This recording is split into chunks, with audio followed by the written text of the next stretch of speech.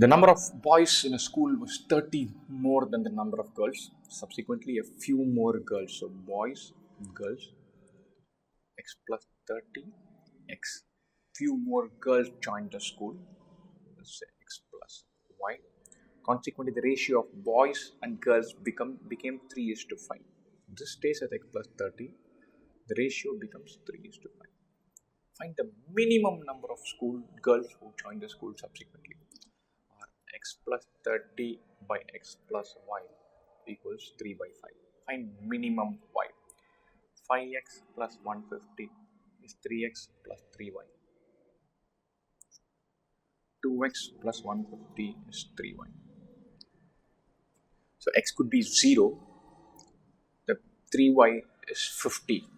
3y is 150 or y is 50. Unfortunately, that's not there in our choices. This tells us that the question is saying x is at least 1. The number of boys in a school was 30 more than the number of girls. If you ask me if there are 30 boys in a class and 0 girls, this statement still holds good. Right? 30 more boys than girls. The number of girls can be 0. And however, our beloved examiners have not thought about like that. So we are going to skip that. So x is not 0. If you put x as 1, the 152 is not a multiple of 3. So this doesn't work. 154 is not a multiple of 3. 3 works. 156 is 3y. Y is 52. And I would still say technically 50 is correct. Luckily enough, 50 is not among the choices. This is not none of the above. It's a solution not possible. Solution is definitely possible. That's 52. Water and liquids A and B. Water A, B. 1/3 of the volume is volume of water is 1/3 of the total mixture. And the volume of liquids A and B are in the ratio of 5:3. This is 5:3. This is 1/3 of total. Think about this. 5 plus 3 is 8. This 8 should account for 2/3 of the total. Or we can say this is the remaining 4. If you can somehow get to the overall equation quickly, then this question becomes much easier. These kind of questions become much simpler. 5 units plus 3 units is 8 units. This 8 units accounts for 2/3 of the overall volume because water accounts for 1/3. 8 units is 2/3. The remaining should be 4 units. The ratio of water to A to B is 4:5:3. To remove water, the mixture is passed through a porous medium which completely absorbs the water and partially absorbs liquid A. Although this porous medium absorbs 200 ml of the initial mixture, this porous medium absorbs 200 ml of the initial mixture, the ratio of volume of liquids A and B in the residual concentrated mixture becomes 7:9. Then find the volume. Super. Finally, this is our starting point. Our end point as A is to B in the ratio 7:9. All the water disappears. Some A disappears. Key point here, what does not disappear is B. And so B, there are 9 units here and there are 7 units of A to every 9 units of B. So what I'm going to do, I'm going to make these two numbers equal and then work up from there. Or water is to A is to B. If this were 9, initial starting point, then this should have been 15, this should have been 12. And this becomes 7:9. Still talking about ratios, nothing more than that. I'm just multiplying this part into 3. Or if we started at 12:15:9, we drain off all the water, all 12 units. We drain off A, 8 units. And then we get to this point. This is 200 ml. 12 units of water plus 8 units of A get drained out. This thing corresponds to 200 ml. 12 plus 8 is 20, but we're talking about 200 ml, or we take out 120 ml of water and 80 ml of A. Then find the volume of water absorbed by the porous medium. All the water gets absorbed. We're talking about 120 ml. The price of a product is P. A shopkeeper raises its price by X% and then offers a discount of Y% on the raised price. The discounted price again becomes Y. The difference between X and Y is is y, then find x. X minus y is x. Remember, I know x is higher than y. X is the percentage increase on P. Y is the percentage increase on a larger number. So x should be a larger percentage increase, which is when you'll come back to the same starting point. X minus y is not x minus y is y, or x equals to y. Or from P, we increase something by 2y to get to mark price. Remember, when I'm writing it as 2y, I'm not saying 1 plus 2 into 25. 1 plus 2 into 25 by 100. I'm thinking of it in percentage terms. Now, back to the selling price, that is mark price into 1 minus y. This is given to be nothing but our cost price, or our price P. P into 1 plus 2y into 1 minus y. So you can write this equation down really quickly. You've got this topic covered. This entire topic is going to be about how quickly I can get to writing this equation. 1 plus 2y into 1 minus y should be equal to 1. And now you can say, look, I'm going to go from answer choices. 1 plus 2y. 1 to this 1.4 into 0.8. That's not 1. We're finding x, sorry. So if x were 20, y would be 10%. So it is 1.2 into 0.9. That doesn't work. This is 1.25 into 0.875. 5 by 4 into 7 by 8 doesn't work. 1.5 into 0.75. That's not 1. 2 into 0.5. That is 1. I'm just substituting different values. 2 into 0.5 is 1. So x is 1 and y is 0.5. So 1 plus 2 into 0.5 into 1 minus 0.5. So 1 plus 1, 2 into 0.5, that is 1. That works. X could be 100. X could be 100%, Y is 50%. You increase the price by 100% and give a 50% discount, you're back at the same price. Abdul, Bimal, Charlie and Dilbar can finish a task in 10, 12, 15 and 18 days respectively. They can either choose to work or remain absent on a particular day, just like everyone else. And so if 50% of the total work gets completed at the end of 3 days, which of the following options is possible? And each of them work for exactly 2 days, for 1 day each, 2 days, are different combinations. And so think about this. Abdul can do 1/10 of the task in a day. Bimal 1 by 12. Charlie 1 by 15. And Dilbar 1 by 18. We're going to have different combinations of this, 2 of these and 1 of this and 3 of this and 4 of this, and then keep adding them up. Straight away I know that I'm going to add something by 10, something by 12, something by 15, something by 18. I don't want that. I want to simplify all of this. 18 is 3 square. So there's a 3 square in our LCM. There's a 5 and a 2. So 3 square into 2 and a 2 square. So I think LCM is 180. So 1 by 10 is 18 by 180. 1 by 12 is 15 by 180. 1 by 15 is 12 by 180. 1 by 18 is 10 by 180. We want to finish 50% of the task, or we want to somehow do 90 by 180 of the task.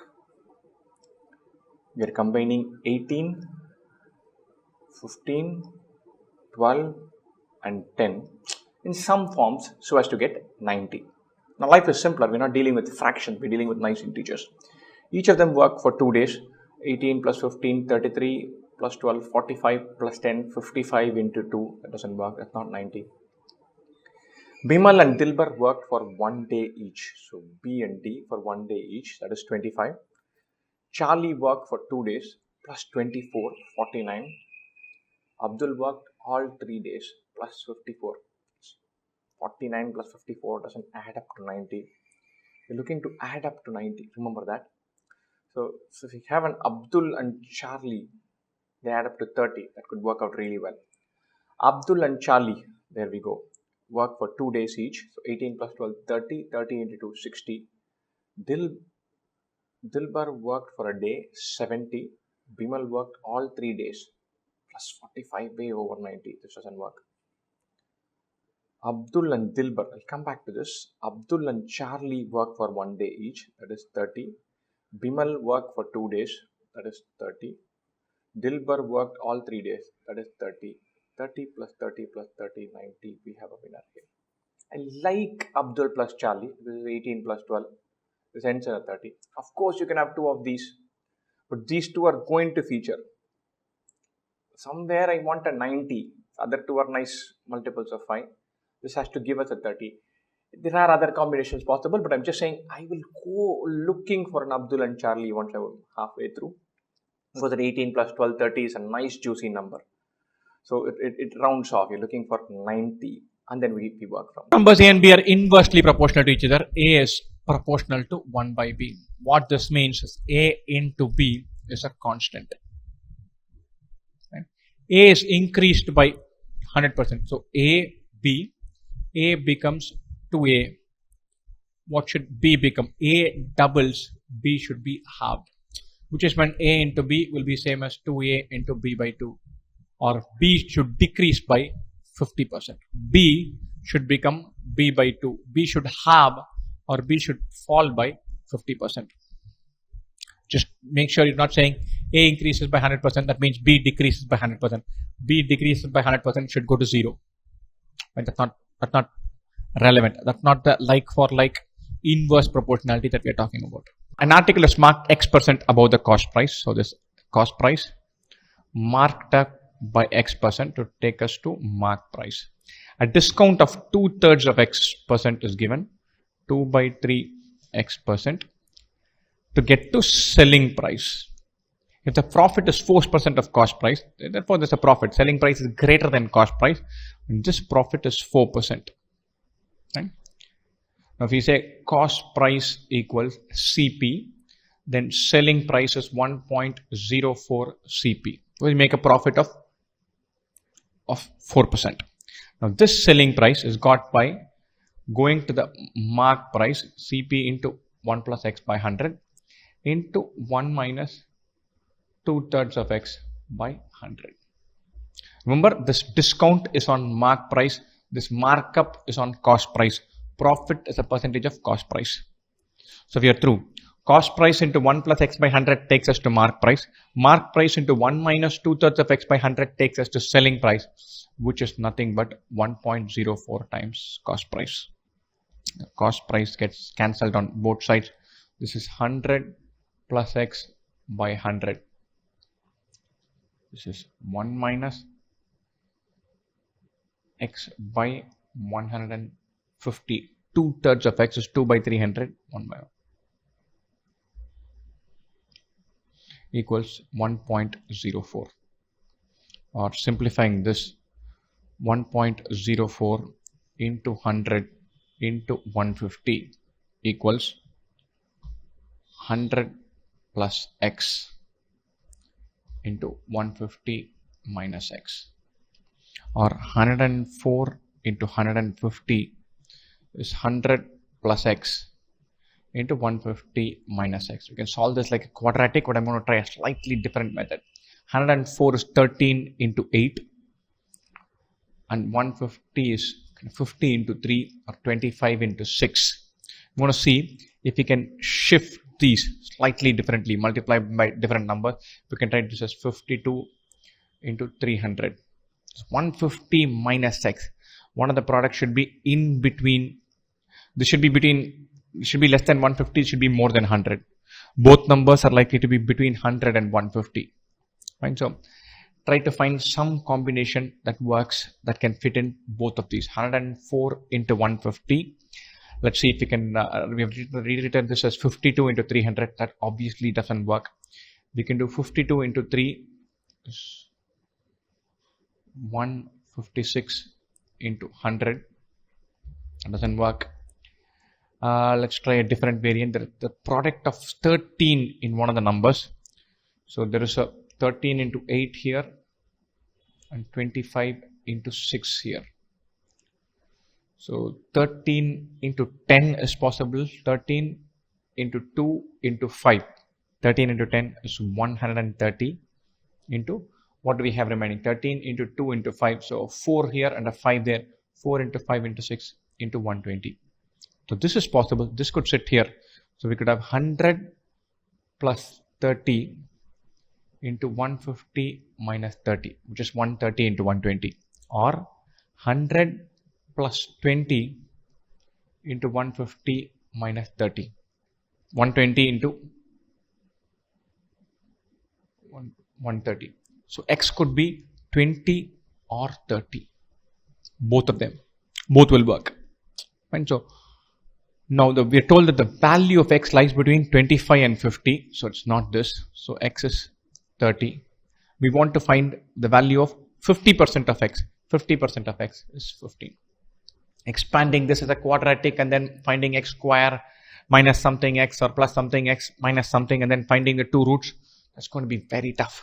That's going to be very time consuming. You're looking to do 104 into 150, write that in different ways and shoot to get the quadratic. The key point here, one of the numbers is a multiple of 13. So you're basically looking for a multiple of 13 between 100 and 150. That's where the sweet spot is likely to be. 130 works, 117 doesn't work, 143 doesn't work, 130 works. With that we are through.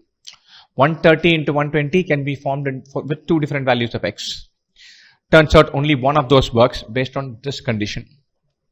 So x has to be 30, 50% of x is 15. A computer is sold either for rupees 19,200 or for rupees 4,800 cash down payment together with 5 equal monthly installments. So 4,800 down and then x after 1 month each. Rate of interest is 12% per annum or 1% per month. When you're paying 19,200, this 4,800 we can completely subtract from this because that's a down payment. 19,200 minus 4,800 is 14,400. This 14,400 is paid as x. What am I going to do? I'm going to say this 14,400, suppose we held on to that for 5 months, that will be 14,400 into 1.05. Doing this is same as repaying x. This being held for 4 months, this for 3 months, this for 2 months, this for 1 month and 1 finally. Or in other words, x into 1.04 plus x into 1.03 plus x into 1.02 plus x into 1.01 plus x equals 14,400 into 1.05. Or 1.04, 1.03, 1.02, 1.01 plus 1. 1 to 10, 0, 1, 5.1x equals 14,400 into 1.05.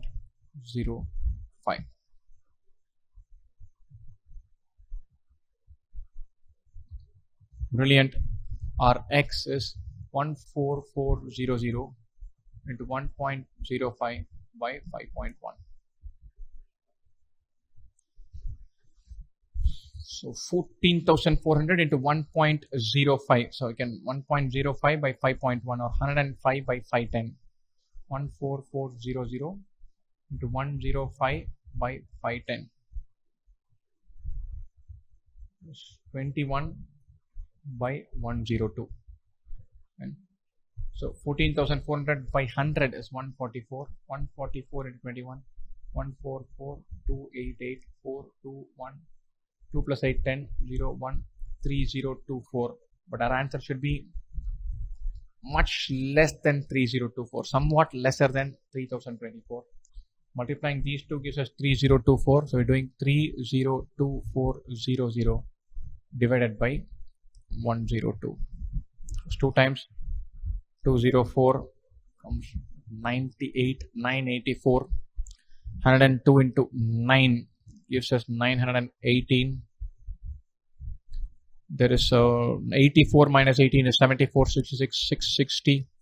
102 into 6 gives us 612. 480, 102 into 4. So from 480, we subtract 408, 72. 2964.7 or 2965. That is the right answer. In all these equal installment things, you can say my 14,400 would have become 14,400 into 1.05.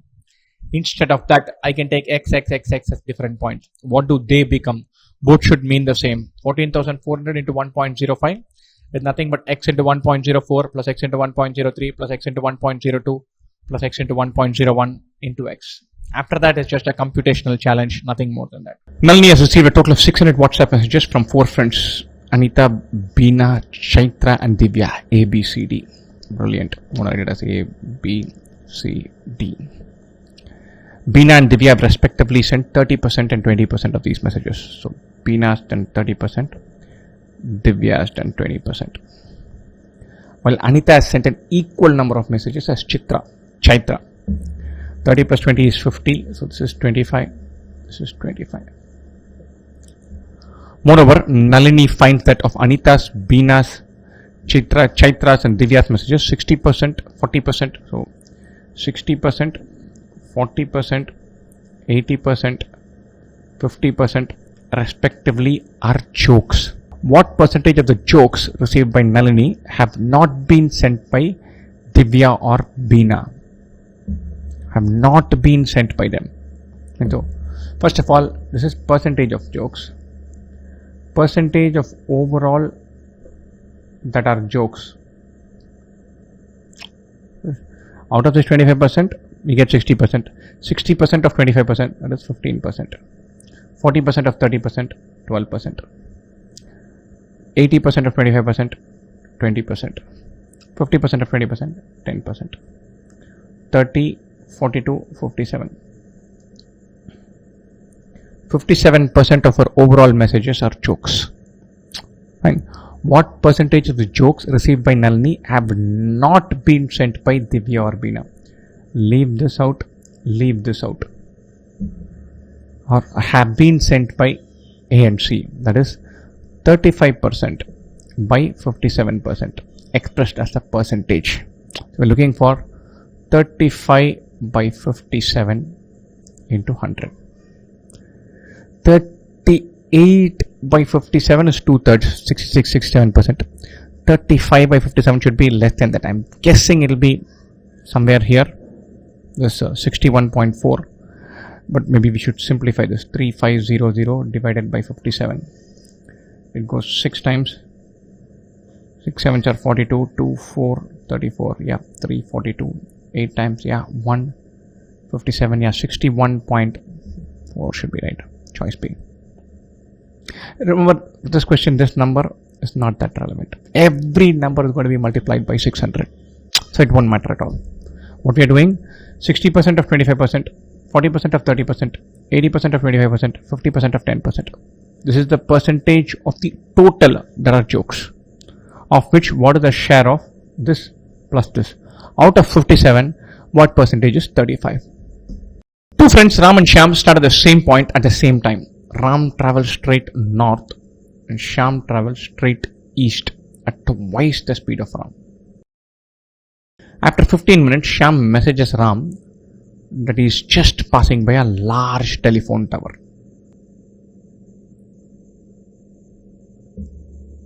And after another 15 minutes, Ram messages Shyam that he is just passing by an old banyan tree. So after half an hour, banyan tree. After some more time has elapsed, Ram and Shyam stop. They stop at the same point of time. The straight line distance between Ram and Shyam now is 50 kilometers. How far is Shyam from the banyan tree? The banyan tree in kilometers. Lovely, lovely, lovely. I'm going to draw this diagram. Ram travels at 10 kilometers per hour. So Shyam's speed is 20 kilometers per hour. Wonderful. So every time Ram travels x, Shyam travels 2x. And first of all, in one diagram, I'm going to locate the banyan tree and the telephone. Okay. After 15 minutes, Shyam passes the telephone tower. 15 minutes, 1/4 of an hour, Shyam would have traveled 5 kilometers. After another 15 minutes, Ram messages Shyam that he is passing by an old banyan tree. It will be again another 5 kilometers because Ram has traveled for 30 minutes. Half an hour, half of 10 kilometers per hour. This is banyan tree. This is telephone tower. They stop at some same point of time. The straight line distance between Ram and Shyam is now 50 kilometers. Brilliant. So, at any point of time, if Ram has traveled x, Shyam has traveled 2x. That's where the straight line distance. This is 50. This is square root of x square plus 2x square. This is x root 5. X root 5 is 50. Or x is 50 by root 5. 50 into root 5 by 5, which is 10 root 5. So Ram has traveled 10 root 5. Shyam has traveled 20 root 5. How far is Shyam from the banyan tree? So banyan tree is here, 5 kilometers. But Shyam has traveled 20 root 5.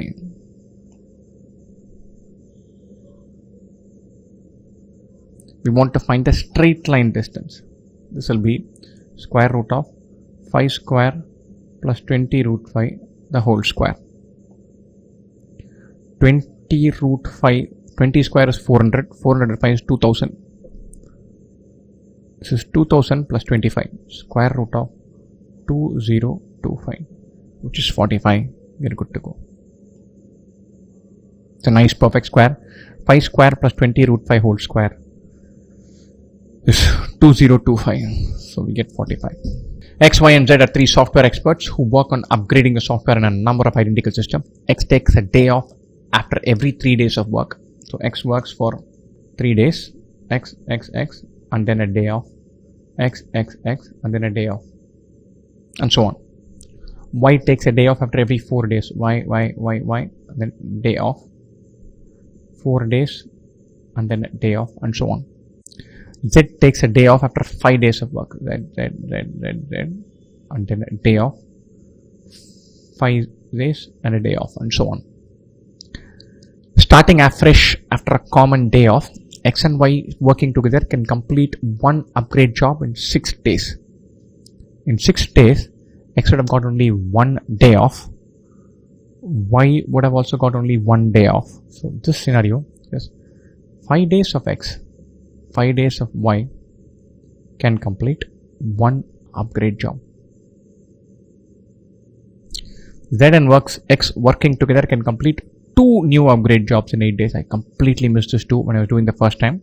This also. I was in such a hurry that I missed it and it drove me mad. So be careful. Z and working together can complete 2 upgrade jobs in 8 days. In 8 days, X will work 6 days. 6 days of X. How much will Z work? Z takes, every 6 days he misses 1 day. Of 8 days he'll miss only 1 day. Plus 7Z equals 2 upgrade jobs. Where X is the amount of work X does in a day. Z is the amount of work Z does in 1 day. Y and Z working together can complete 3 new upgrade jobs in 12 days. In 12 days, Y will get 2 days off. Every 5 days he gets 1 day off. So 10 days of Y. Z will also get only 2 days off. Plus 10 days of Z is 3. If X, Y and Z start afresh on a new upgrade job, after a common day off, exactly how many days will be required to complete this job? Wonderful. So 5x plus 5y equals 1.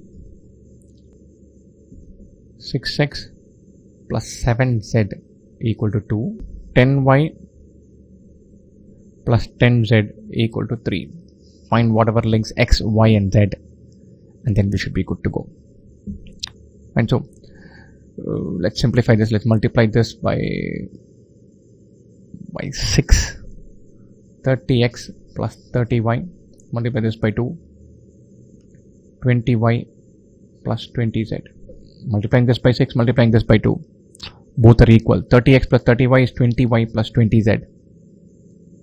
So 3x plus 3y equals 2y plus 2z. I was hoping that something would get cancelled. It's not. So I do it the more brute force way. Multiply this by 2. So 10x plus 10y equals 2. Subtract 1 from the other. 10z minus 10x is 1. That's one equation to go with. So let's eliminate y in some other fashion. Or let's eliminate x from here, or is there something else easily eliminatable? This x will eliminate, so multiply this by 6.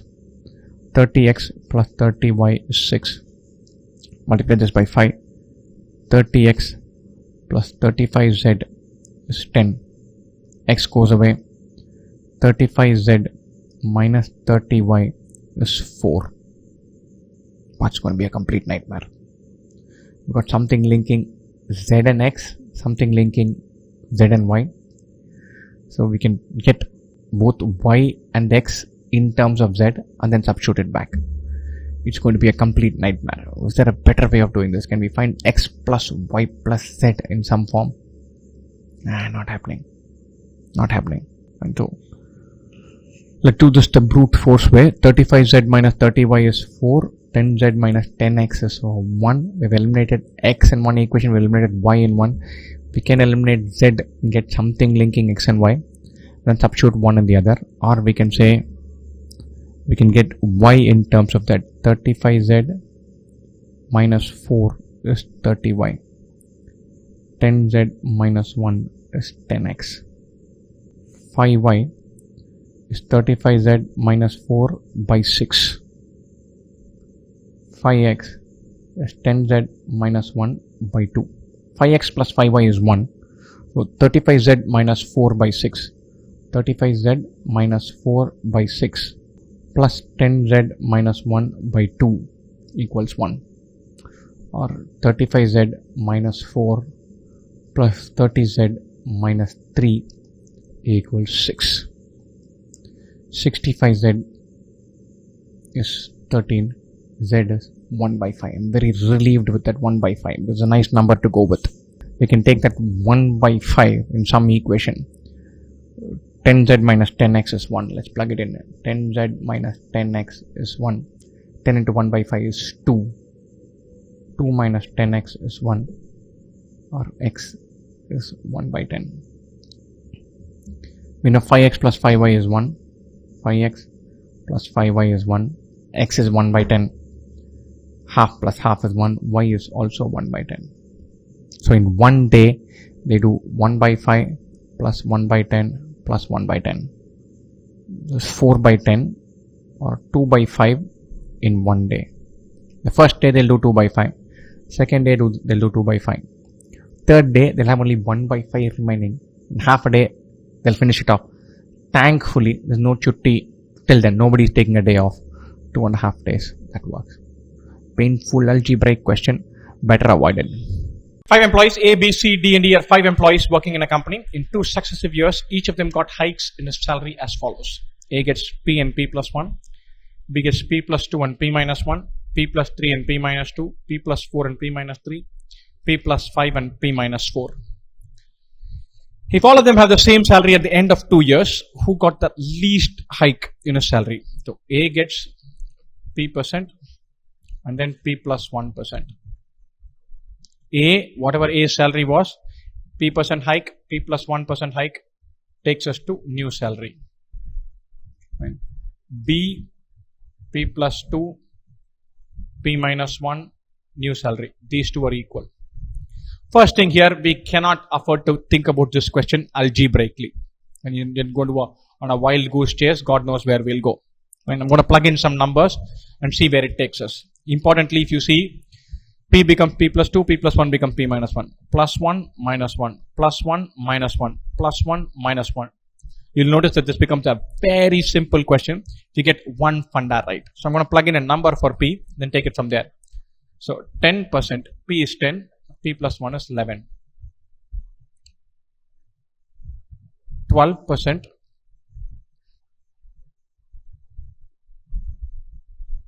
and 9%. Right, so I'm going to call this as P plus 1 and P percent. Subtract 1, add 1. That's how it goes. Right? 11 and 10, 13 and 8, 14 and 7, 15 and 6. Wonderful. You have a number. Forget this 11%. 11% makes it 1.11 times what it was into 1.10. 1.12 times into 1.09. 1.13 times into 1.08. You notice all of these numbers add up to 2.21. This is 2.21. This is 2.21. These two are very close to each other. The last two, 1.15 into 1.06, they are very far from each other. Fine. So, if you had the same number to start with, then you'll have a larger number to end with here. If sum of two numbers is 10, 5 into 5 is greater than 4 into 6, greater than 3 into 7, greater than 2 into 8, or greater than 1 into 9. The sum is the same, then closer the numbers are, the higher the product is.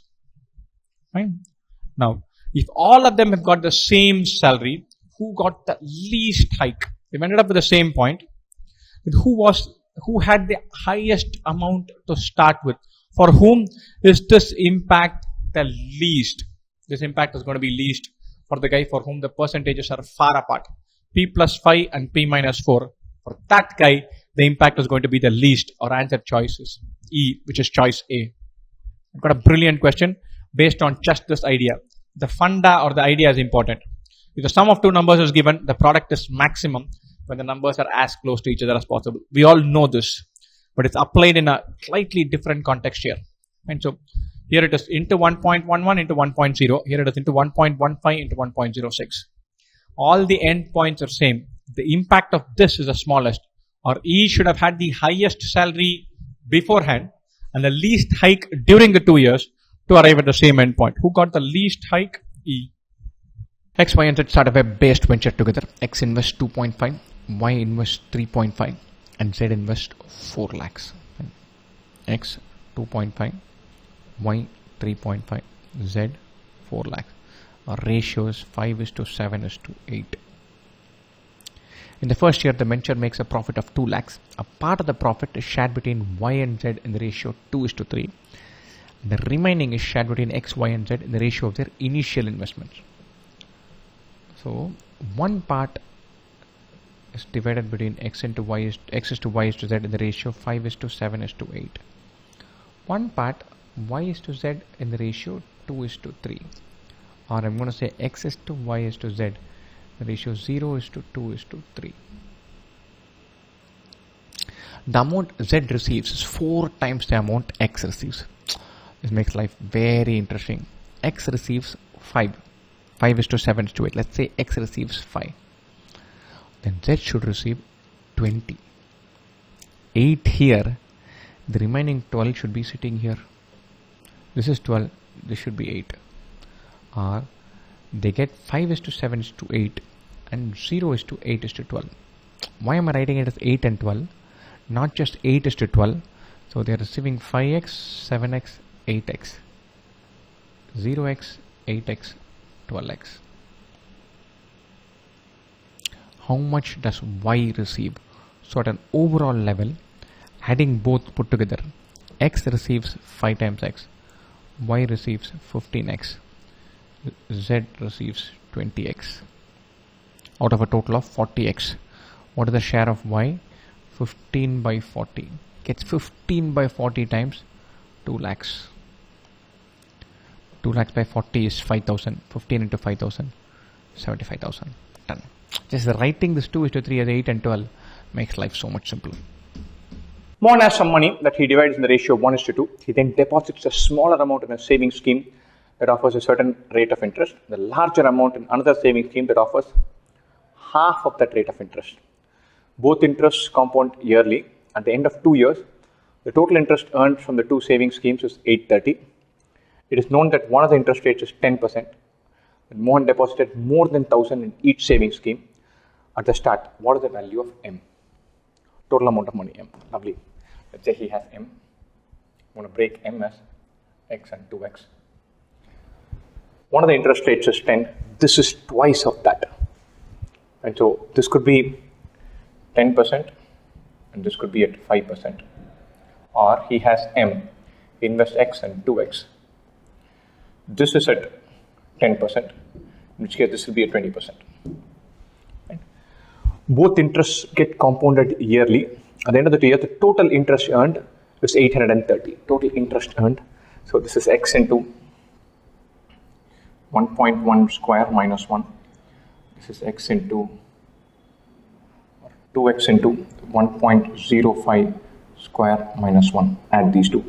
1.1 square minus 1 is 0.21. This is 0.21x plus 105 square is 11025. So 11025 minus 1 is 0.1025 into 2. 0.1025 into 2. 205.205x. This is 0.415x. I already like this choice straight away. I like this option straight away because I have seen an 830 somewhere. Yep, 830.415x. 415 into 2 is this, into 2000 is this. This should be 6000. So 6000 works. Is 6000 there one among choices? Yes, it is. 6000 works. Right, 6000 should be the answer. But I want to still eliminate that. The interest earned is 830. Mohan deposited more than 1000 in each savings scheme. And so it should be more than 1000. It will turn out that this doesn't give us 1000. I just want to verify that. X into 1.2 whole square minus 1, x into 0.44, plus 2x into 1.1 whole square minus 1 into 0.21. 0.44 plus 0.42, this is 0.86x is equal to 830. This will give us x is 830 by 0.86, which is less than 1000. That means this scheme will have less than 1000. But this sentence, more than 1000 in each savings scheme at the start, that condition will get disqualified if we get this combo. What are we doing here? 1:2, x and 2x. Rates, this rate is twice of that. One of the rates is 10. Could be 10 and 5 or 20 and 10. Do it with 10 and 5, we get x. Do it with 20 and 10, we get x. This case, we get x to be less than 1000. That's ruled out. This case, we get x to be 2000, or the total amount deposited to be 3x, which is 6000. We are good to go. The formula we are using for interest is P into 1 plus r whole square minus 1. And nice, easy thing to remember. So if it's 10% interest for 2 years, P into 0.21. 1.21 minus 1. If it is 20% interest, it's P into 1.44 minus 1.44. If it is 5% interest, it is P into 105 whole square is 11025. 1.05 whole square is this 0.1025 minus 1. 1.1025 minus 1. So this will be, if it is 5% interest, it will be 0.1025. Swati can row a boat on still water at a speed of 5 kilometers per hour. However, on a given river, it takes her 1 hour more to row the boat 12 kilometers upstream than downstream. One day, Swati rows the boat on this river from X to Y, which is n kilometers upstream from X. Then she rows back to X immediately. If she takes at least 2 hours to complete this round trip, what is the minimum possible value of it? Her still water speed is 5 kilometers per hour. We don't know the speed of the river. It takes her 1 hour more to row the boat 12 kilometers upstream than downstream. Upstream time taken minus downstream time taken is 1. The distance is 12 kilometers, or if we say that let the river speed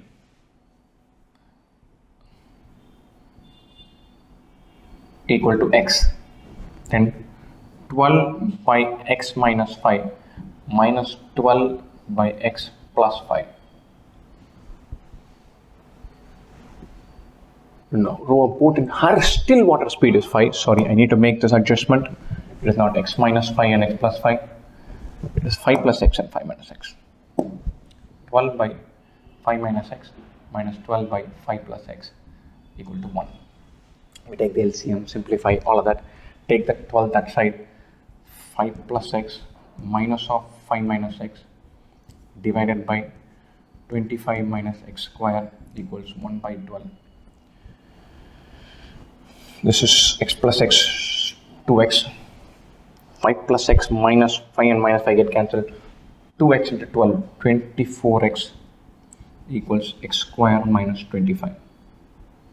X square minus 24x minus 25 equal to 0.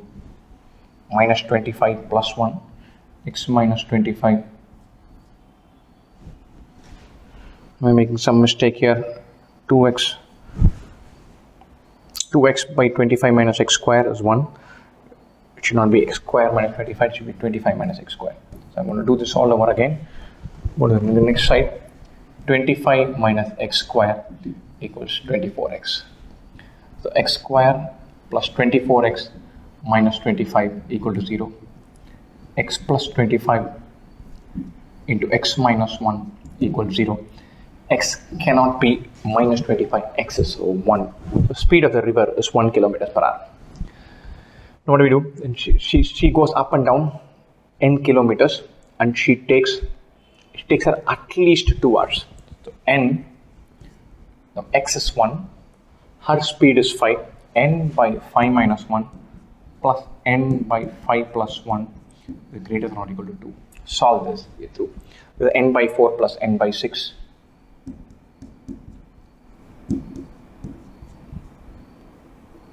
Multiply by 12, 3n plus 2n. 3n plus 2n is greater than or equal to 24. 5n greater than or equal to 24. N greater than or equal to 24 by 5, or n is greater than or equal to 4.8. If you're lucky, that will be there among our choices, and then we are through. Yes, it is there. Very nice, simple, regular question. I got this one wrong because I made some silly error with the calculation and then went on a wild goose chase. So get basic fundas in place. These are very regular questions. You should be nailing them at good speed. Our friends Ashish, Brian, Chaitra, and Dorothy decided to jog for 30 minutes inside a stadium with a circular running track that is 200 meters long. The friends run at different speeds. Ashish completes a lap every 60 seconds. Likewise, Brian, Chaitra, and Dorothy complete a lap exactly 1 minute 30 seconds, 40 seconds, and 1 minute 20 seconds respectively. The friends begin together at the start line exactly at 4 p.m. What are the total number of laps the friends would have completed when they next cross the start line together? Lovely. I'm going to take this data. A, how long does A take to complete? 60 seconds. B takes 1 minute 30 seconds, 90 seconds. C takes 40 seconds. D takes 1 minute 20 seconds, 80 seconds. So complete the lap. We want them to meet again at the starting step. So every 60 seconds A would be the starting step. Every 90 seconds B would be the starting step. Every 40, every 80. When will they all be? LCM of this. LCM of 6, 9, 4 and 8, and then you add a 0 at the end. LCM of 6 and 9 is 18. 18 and 8 is 72. Or LCM of these numbers, 720 seconds. 720 is a multiple of 6. 720 is a multiple of 9. Of 90, 720 is a multiple of 60, 720 is a multiple of 90, 720 is a multiple of 40, 720 is a multiple of 80. And 720 is the LCM of these 4 numbers. So after 720 seconds, they'll meet again. 720 seconds is 12 minutes. After 12 minutes, they'll meet again. So what is the total number of laps they have done? So A would have done 720 by 60, 12 laps. B would have done 720 by 90, 8 laps. C would have done 720 by 40, 18 laps. D would have done 720 by 80, 9 laps. Add all of this, 12 plus 18 is 30, 30 plus 17 is 47. We have done a total of 47 laps before they all meet at the starting point together. Sheila purchases 2 varieties of apples, A and B, for a total of rupees 2,800. The weights in kilogram of A and B purchased by Sheila are in the ratio of 5:8, but the cost per kilogram of A is 20% more than that of B. Sheila sells A and B with profits of 15% and 10% respectively. What's the overall profit in rupees? Weights are in the ratio A and B. Weights are in the ratio of 5:8. Cost per kilogram of A is 20% more than that of B. So this is X. This is 1.2X. So the overall cost should be in the ratio 6x is to 8x, which is 6 is to 8 or 3 is to 4. The total cost is rupees 2,800. A and B put together is rupees 2,800.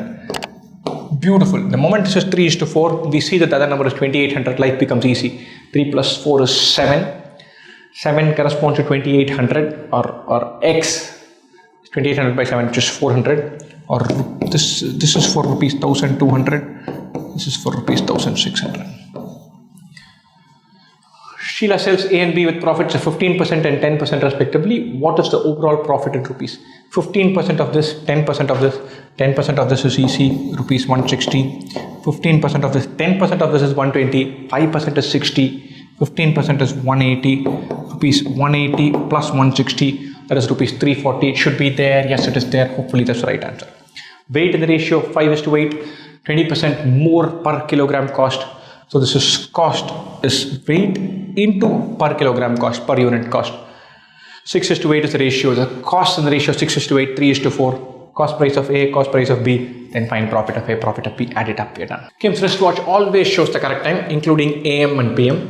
Jim's watch is identical to Kim's watch in all aspects, except its pace, which is slower than the pace of Kim's watch. At 12 noon on January 1st, Jim sets his watch to the correct time, but an hour later it shows 12:57 PM. Nice. In 1 hour it loses 3 minutes. It's not slightly off the pace, it's off the pace by a gigantic number. If you followed this watch in a day, you'd be in heaps of trouble. At 12 noon on the next June 1st, Jim resets his watch to the correct time. So he fixes it after 5 months. And in this 5 months, he must be having an absolute nightmare, because his watch is not slightly off, it's off by a gigantic margin. And he's basically saying, I'm not using my watch. It's that bad. Fine. So on how many instances between and including 12 noon on the two dates mentioned do Jim's and Kim's watches show the exact time, including the AM and PM? So very nice. In 1 hour, it loses 3 minutes. It keeps on losing 3 minutes every hour. It has to lose 12 hours for that time to be exactly same, but even then the AM PM won't match. It has to lose 24 hours for it to match back again. It has to lose 24 hours for it to come back to the exact same time. In 1 hour it loses 3 minutes. So in 20 hours it loses 60 minutes, or it will lose 1 hour. It has to lose 24 hours, which will take it 20 hours into 24 hours time, or in 480 hours it loses 1 day. 480 hours is 480 by 24. In 20 days it loses 1 day. So when Kim's watch has done 20 days, Jim's watch has done 19 days, and therefore it is lovely in the times match and it's exactly the same time, including the AM PM angle. Right? So now it's done. So on Jan 1 it worked. Jan 21 will be spot on. Right? After this is, it's not Feb 11, it should be Feb 10, Feb 20, Feb 30. There's no Feb 30, it's March 2. We don't know whether it's March 2 or March 1, not worried, because I think the date will be convenient. It will not be hinging on that margin. March, so I'm not worried too much. I mean, even though some of the numbers are wrong, unless it is very close to June 1st, I'm not going to worry. March 21st, again, April 2nd, April 12th, April 11th, April 21st, April 31st is May 1st, May 21, just as we thought. The next one is way beyond June 1. That simply doesn't matter. 1, 2, 3, 4, 5, 6, 7, 8. 8 times, including Jan 1. I did this far, and then I was super peeved that the choice 8 wasn't there. The buggers, rather in a very sly fashion, they've included this beautiful thing in between and including 12 noon on the two dates mentioned. I read this again and then I said, anyway on June 1 it won't match. No, on June 1 it will match, because Jim resets his damn match to the correct time. So June 1 will get counted. So there are 9 occasions where they'll match. 8 occasions naturally, including the first one. Ninth one because he's unwinding again and fixing it. Rewinding again and fixing it. Lovely. Answer is 9. Rajanish bought an item at 25% discount on the printed price. He sold it at 10% discount on the printed price. What is his profit percentage? Now, Rajanish buys a product that is a printed price. He gets it at a 25% on this price. He sells it at a 10% discount on the same price.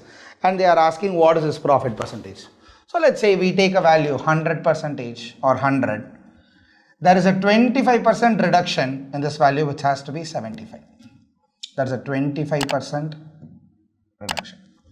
Now, he sells this same item at 10% discount on the printed price. So, he is selling at a 10% discount again from 100. So, that has to be 90. A 10% reduction. Now, the question is, what is his profit percentage? Now, we know he bought it at 75 and he sells it at 90. So, the profit is 15 of 75, or we can call it 20% profit.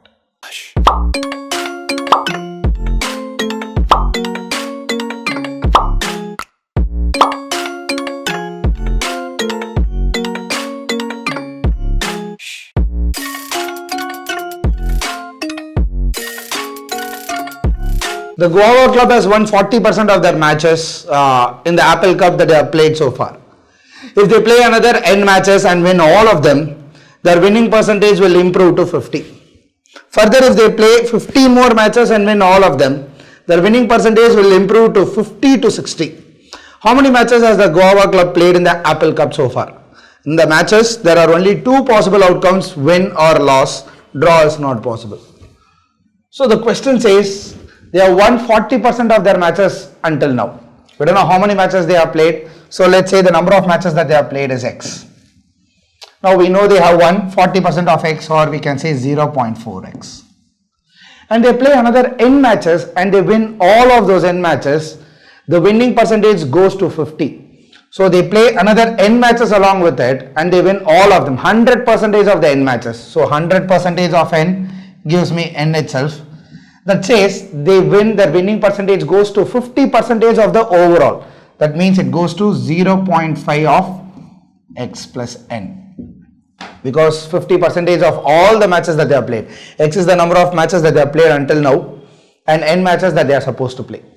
Now we solve for this, you get 0.4x plus n is equal to 0.5x plus 0.5n.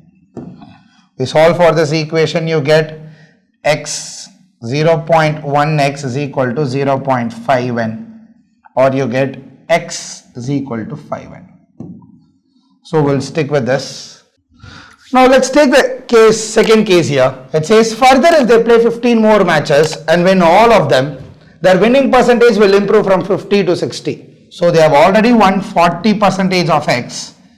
They play n matches and another 15 matches and they win all of them, which is 100% of n, which gives you n plus 15. They have an overall of 60%, so that's 0.6 into x plus n plus 15. So we solve for this equation, you'll get 0.6x plus 0.6n plus 9. So here 0.4x plus n plus 15 is equal to this. So I'm bringing the constants to one side and the variables to the other side. You will have 0.6x minus 0.4x is 0.2x. 0.6n minus n gives you minus 0.4n. 15 minus 9 gives you 6. Or we can write it as 2x minus 4n is equal to 60, or x minus 2n is equal to 30. We know that x is equal to 5n, so substituting that part over here, we'll have 5n minus 2n is equal to 30. So 3n is equal to 30, n is equal to 10. We know n is equal to 10. The question is how many matches that they have played. We know that x is equal to 5n, so x is equal to 5 into 10, that's a total of 50 matches that they have played until now. So the answer option is 50. A non-flying ant wants to travel from the bottom corner to the diagonally opposite top corner of a cubicle room. The side of the room is 2 meters. What will be the minimum distance that the ant needs to travel? Now, there is a cubicle room. Imagine a cubicle room. And there is an ant that is on the bottom corner. We have, let's say this is the bottom corner, it is over here. And it is trying to travel to the diagonally opposite top corner. So this is diagonally opposite to the top corner is over here.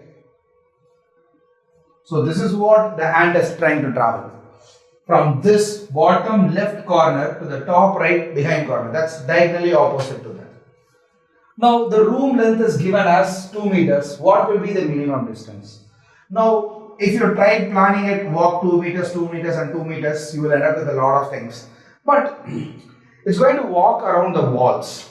So let's visualize it. Let's say this is side, the face A, face B, C, D. The bottom is E and the back side is F. Let's call this. I'm going to open this box on a 2D plane. So here again I have A. This is going to be A plane. To the right is B plane. To the left is C, D plane. To the top is C. And to the bottom is E. And to the left of D is F. Or top of C, wherever can be F. F is in the behind. To the exact opposite of it. Now, from this image, if I point over here, it starts from the corner DAE, right? And it goes to the corner of BCF, the joint where B, C and F attack. So here is B and C, this is where it will be. This is where it is going to connect, right? So the moment you hit this, you are through. It says the side of the room is 2 meters, so this is 2, this is 2, this is also 2. Now I see a right angle triangle here. So the length or the distance that it is supposed to travel, x is equal to the root of 2 plus 2 is 4 square plus 2 square. Or we can write it as root of 20 or 4 into 5. Or we can rewrite it as 2 root 5 meters. So the answer option is 2 root 5. Simple one, but you just have to visualize it and plot it. Done. A small jar contained water, lime and sugar in the ratio of 90:7:3. A glass contained only water and sugar in it. Contents of both small jar and glass were mixed in a bigger jar and the ratio of contents in the bigger jar was 85:5:10. Water, lime and sugar respectively. Find the percentage of water in the bigger jar. Now you read this question, it might sound like we have to solve a lot of things, but actually when you see this question clear in depth, you notice that the bigger jar mixed in a bigger jar and the ratio of the contents in the bigger jar is 85:5:10. Now what do you mean by 85:5:10? In the bigger jar this is water, lime and sugar. Now the question is, find the percentage of water in the bigger jar. Now we already have the ratio of water, lime and sugar in the bigger jar. So if I have to find a percentage, I will clearly say water is 85 parts out of a total of 100 parts. So the percentage is 85%. Now that's quite a freebie here. The question directly has the answer, you just have to pick it and choose it. That's all. Rahim is riding upstream on a boat from point A to B at a constant speed. The distance from A to B is 30 kilometers. 1 minute after Rahim leaves from point A, a speedboat starts from point A to go to point B. It crosses Rahim's boat after 4 minutes. If the speed of the speedboat is constant from A to B, what is speed of Rahim's speed in still water? So we have a bunch of data and also we are given 2 statements. We have to find which statement is sufficient. So let's get done. The first one says Rahim is riding upstream on a boat. So there is a boat. Rahim is over here from point A to B. He is traveling upwards. He is traveling at a certain speed. Let's call R. Now we know 1 minute after Rahim leaves from point A, the speedboat starts from point A to go to point B. It crosses Rahim's boat after 4 minutes. Now there is a boat that also travels here, speedboat let's say. that also travels from A to B. It meets Rahim after 4 minutes. Rahim starts after 1 minute and it meets after 4 minutes. Now both these speeds have become effective speed. The speed of the water reduces it. So let's say the upstream speed of Rahim here is R minus S. And the upstream speed of speedboat is S, let's call it speedboat, SB minus S. Let's take them. Now Rahim starts and the boat starts 1 minute after and it catches up after 4 minutes. So this boat travels whatever distance Rahim has traveled for 5 minutes. Or I can simply say the distance traveled by Rahim in 5 minutes is the same as the distance traveled by the boat in 4 minutes. So the distance ratio, the time ratio is given as 5:4. So here Rahim has traveled for 5 minutes, the boat has traveled for 4 minutes and they cover the same distance. Since time is inversely proportional to speed, I can say the speed ratio becomes speed ratio is equal to 4:5. Or we can say R minus S divided by SB minus S is equal to 4/5. The upstream speed of Rahim, the upstream speed of the boat is equal to 4/5. We have this one data that's given. And the distance is given as 30 kilometers. The total distance is given as 30 kilometers. That is also given here. And what else do we have? If the speed of the speedboat is constant, what is the speed of Rahim in still water? Right, we have two data that is given over here. Let's take here. The first one says the speed of the speedboat in still water is 30 kilometers per hour. It is given that speed of the speedboat in still water is 30 kilometers per hour. I have this equation.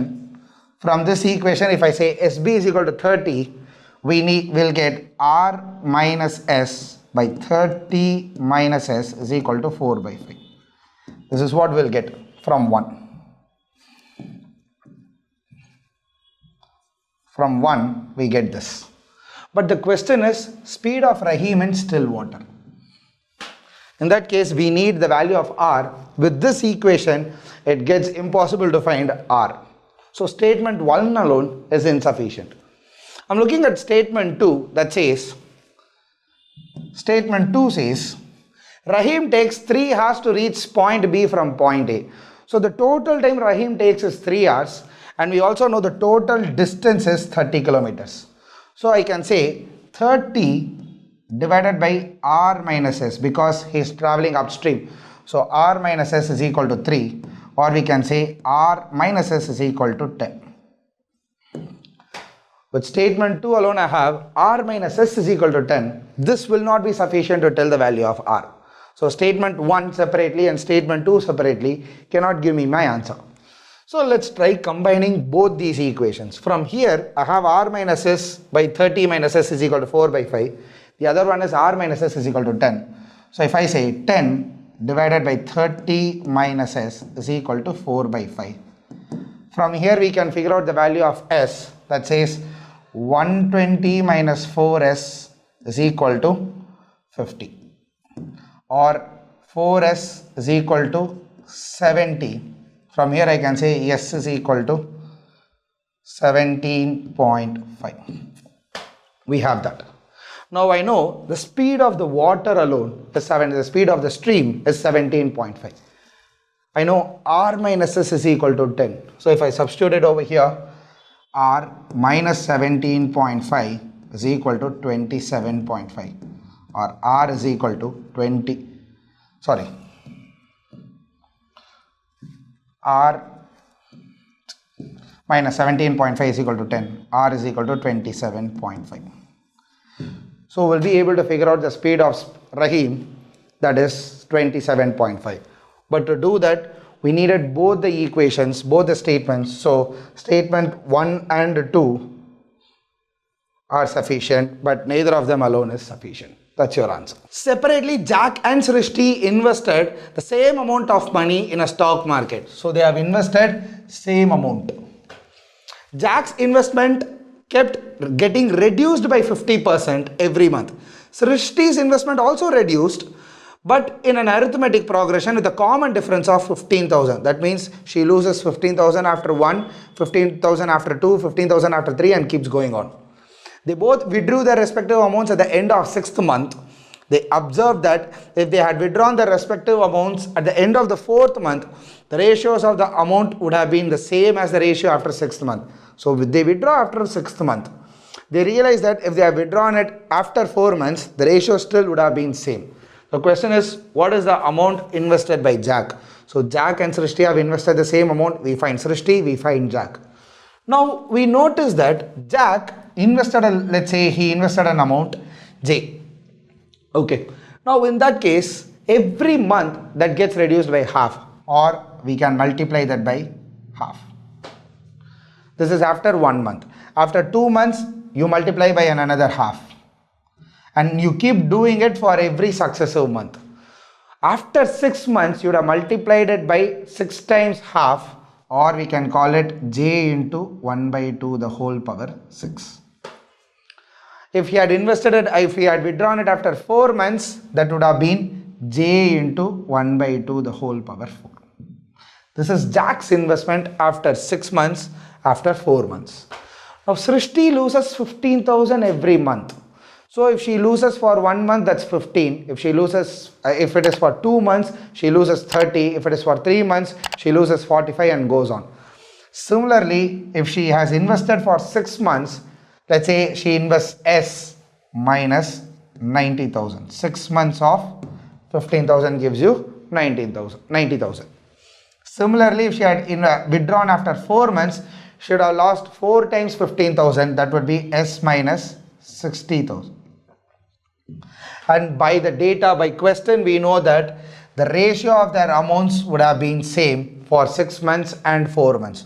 So simply I can say j into 1 by 2 the whole power 6 by S minus 90,000 is equal to this. So becomes simple to simplify now. J gets cancelled. 1 by 2 the whole power 4 cancels over here. This becomes 1 by 4. 1 by 2 the whole square is 1 by 4. The 4 goes to the denominator and we multiply. So you would get 1 by 4s minus 36,000 or 3,60,000 is equal to 1 by s minus 60,000.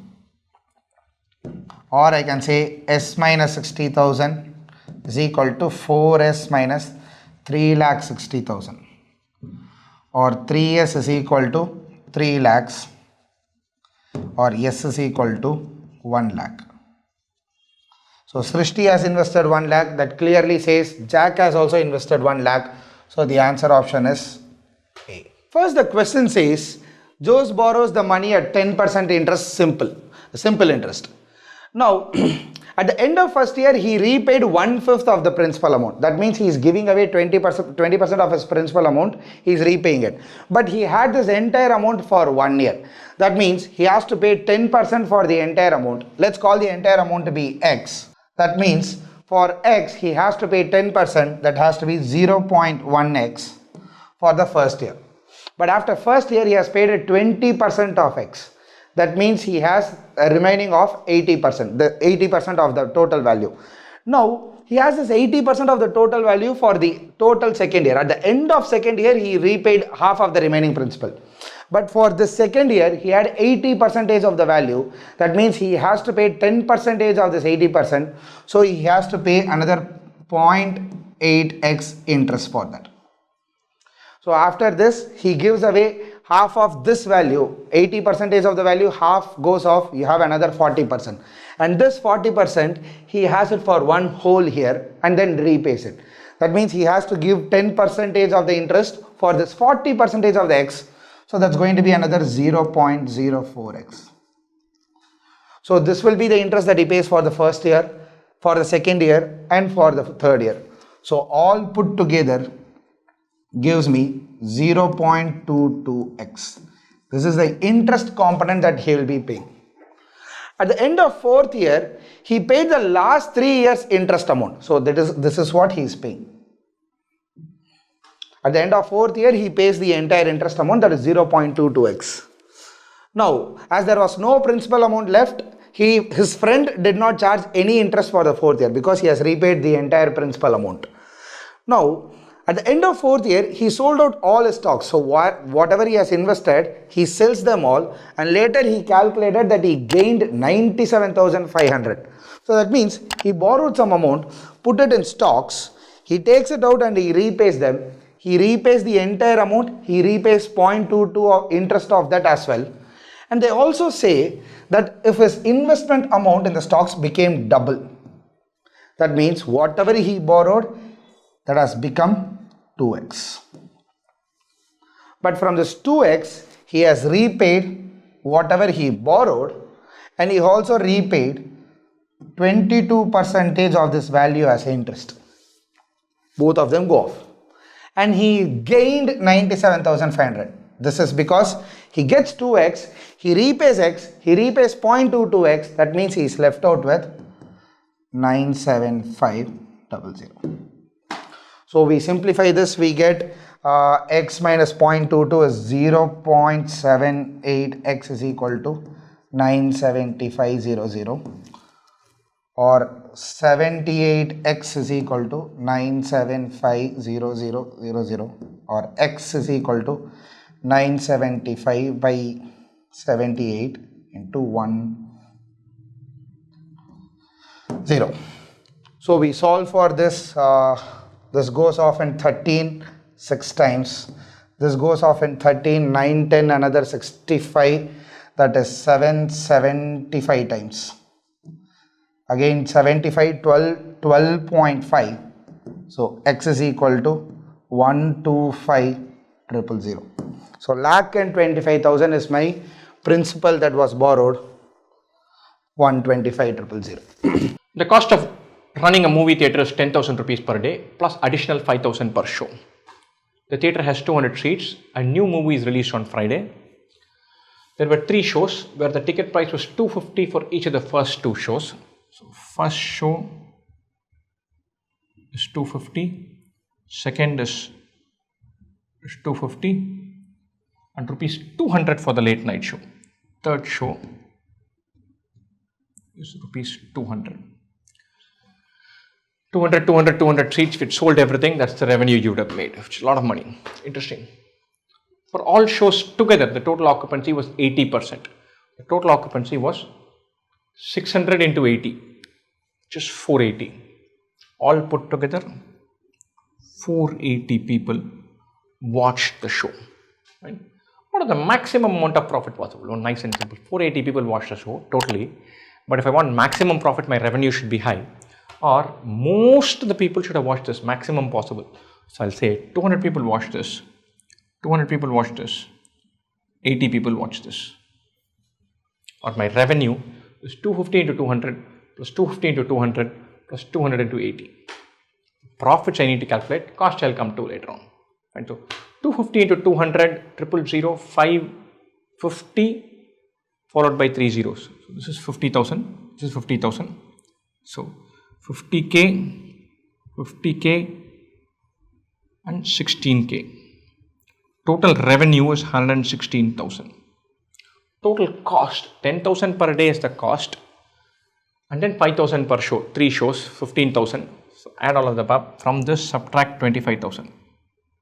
Whatever that number, that's the profit that can be made. This is 191k. I'm using k as a proxy for 1,000. 91,000. Is that there? That's there.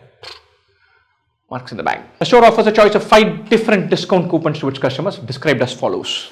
And so, coupon A, flat discount of 250 on a minimum spend of 1,200 in one transaction. Right? This reminds me of some gift coupon I won. They gave me coupons of some $100 per transaction on a minimum spend of 500, but 10 such coupons. They made it very clear that the minimum spend of 500 should have been, after I went to the store, minimum spend of 500 should be in some specific categories, and the coupons could not be banked on the same day. I tried, and then I said, look, you can have all of this, you take this and shove it, I'm never coming to your shop again. And so, annoying coupon system. You give a coupon, you give it off, be done with it. Don't say you should come on every Thursday and buy only 1 pair of socks, but one half you'll get this Thursday, another half I'll get next Thursday. Pain in the neck. Fine. Anyway, I'm ranting. We go back to this. Flat discount of 250, minimum spend of 1,200.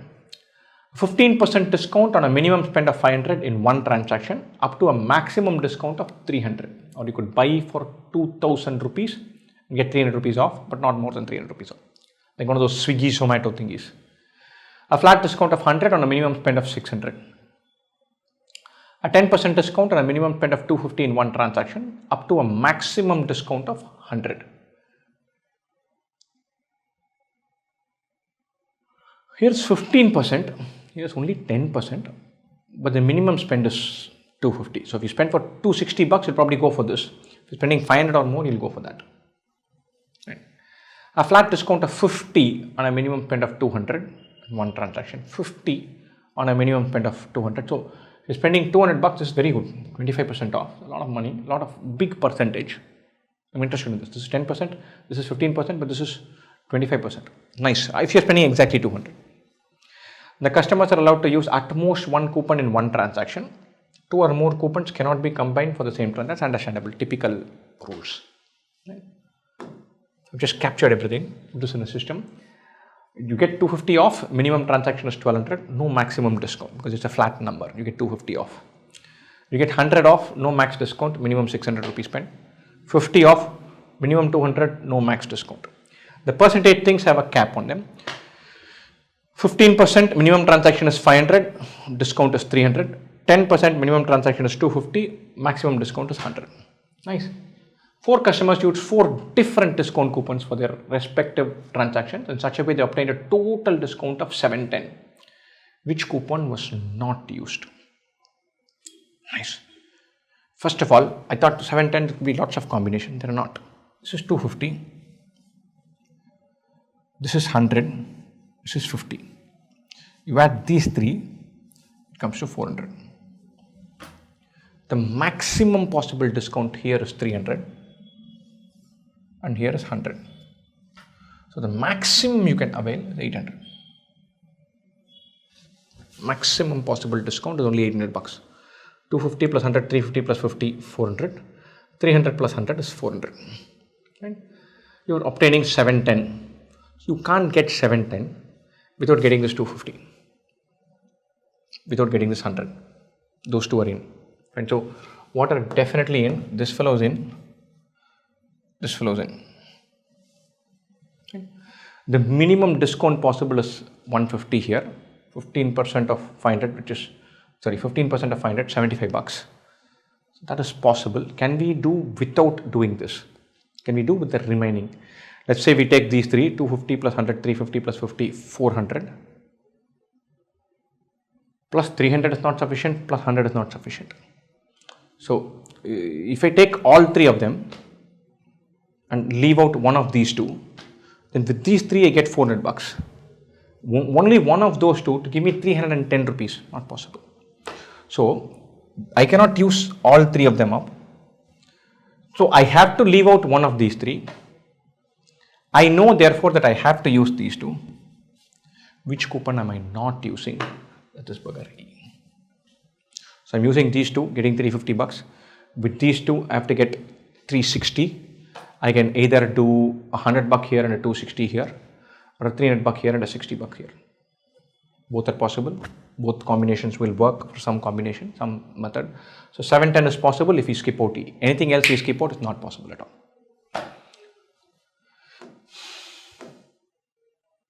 4 customers used 4 different discount coupons for their respective transaction in such a way that nobody used any discount coupon suboptimally. Nice. A discount coupon is used suboptimally if using another discount coupon could have resulted in a higher discount for the same transaction. Very nice. Very interesting idea. And so, what is the maximum combined spend before application of any discount? And so, suppose you're spending, the minimum transaction value is 200. If you spend 200 bucks, then this is the one to take. 200 bucks, you'll get 50 rupees off. You go to 250, this kicks in, but you'll get only 10% of the 25 rupees off. Even beyond 250, this is better. The next stop is at 500. So at 500 rupees, you'll get 50 rupees off. But at 500 rupees, here also you get 50 rupees off. So I'm going to say 200 to 499, the best coupon is E. At 500 rupees, E and D give the same 50 rupee off.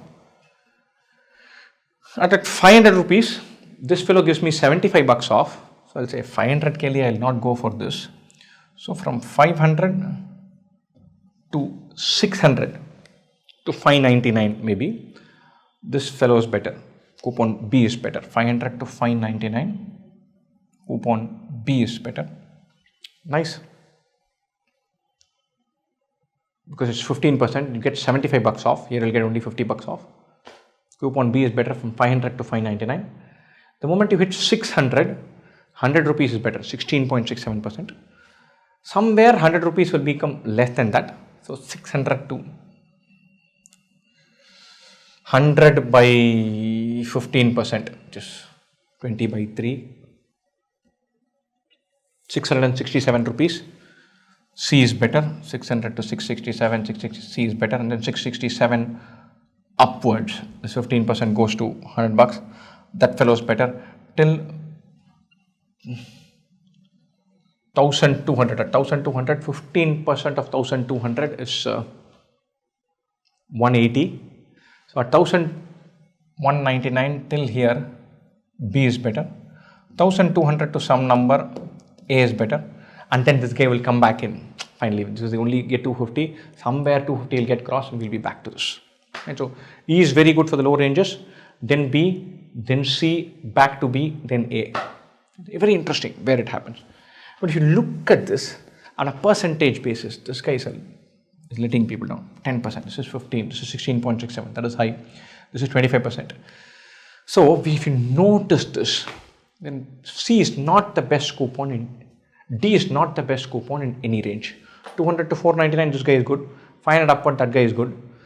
At 10% and capped off at 100, nowhere is he good. The moment it crosses 500, 15% is more than 10%. So D is a useless coupon. So I want to maximize. I have 4 different coupons. We should all be using A, B, C, E. The coupons we should be using are A, B, C, E. The best coupon you can get at A is 250 at a price of 1200. So you buy for 1200. Best for C is 100 rupees. You should be buying for 600. That's when you're using it not suboptimal. You're using it optimally. Fine. And then for E, you should be buying exactly 200. And so, any discount, what is the minimum combined spend before application of any discount? These 3 I'm clear, 2000 bucks. And then for B, the optimum thing is the minimum transaction value, 500 bucks. You get 15%, you're happy with that. You're using it optimally, the best case scenario, because the others, you're getting a juicier discount than this 15%. And so this is 25%. This is 16.67%. This is also a good percent. So at 500, you say enough of that. So your total purchase should have been 1200, 500, 600, 200. These 3 add up 2000 plus 500, 2500. I was a little concerned about this question. I said, look, B, you get 15% off. You're using it. But whether you buy for 500 or 550 or 600, it's 15% off. I'm not using it suboptimally. I'm still optimally using it. If I buy for 600, still B is the best coupon. You're optimally using it. You're not suboptimal in your algorithm. But at 500 is the best. Beyond that, even though this stays at 15%, your overall percentage discount will come down because these are all juicier than 15%. And so 2500 is the purchase.